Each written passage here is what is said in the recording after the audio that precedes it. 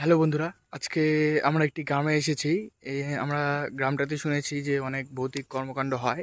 তো সে গ্রামটাতে এসেছি, এই যে পুকুর, এই পুকুরের পরেই হচ্ছে একটা গাছ আছে। ওটা কি গাছ আমাদেরকে বলেছিল?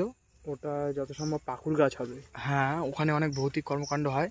তো আমরা আজকে গ্রামটি দিয়ে খুব হেঁটে হেঁটে যাচ্ছি, খুব ভয়ে ভয়ে যাচ্ছি। তো দেখি আমাদের সঙ্গে কোনো ভৌতিক ঘটনা বা সেরকম কিছু রিয়েলাইজ করতে পারি কি না। আজকে আমাদের সঙ্গে আছে হচ্ছে নির্বাণ, বলাই, তারপরে হচ্ছে নিহার।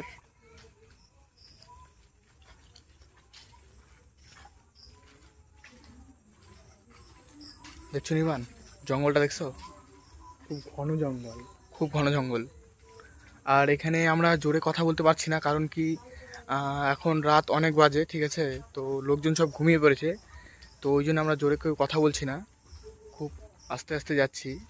আর এটা হচ্ছে এর আগের দিন আমরা যে ভিডিওগুলো করেছি, মানে যেখানে ভূতের হানা বলতে পারেন, তো সেটা ছিল হচ্ছে গভীর জঙ্গলে। আর এটা কোনো গভীর জঙ্গল নয়, এটা একটা পাড়ার এটা একটা মধ্যে। পাড়ার মধ্যে দেখুন, আপনারা দেখলেই বুঝতে পারবেন, পুরোটা একদম শুনশান রাস্তা। এখন রাত প্রায় নির্মাণ কটা বাজে? এখন রাত বাজে প্রায় 8:30। আর 8:30 মানে আমরা সেখানে কোলাহলে পরিপূর্ণ। আর এই পাড়া দেখুন, রাত 8:30-তে একবারে রাত 1টার মতন হচ্ছে পরিদশা হয়ে গিয়েছে। তাহলে ভেবে দেখুন যে এখানে কতটা ভৌতিক কর্মকাণ্ড ঘটে, ঠিক আছে?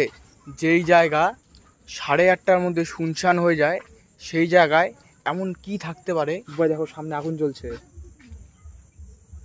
এই নিমান, চলো চলো চলো, দেখি একটু সামনে গিয়ে। দেখো, সামনে কিন্তু আগুন জ্বলছে। হ্যাঁ হ্যাঁ হ্যাঁ, অত উপরে কি করে আগুন জ্বলতে পারে?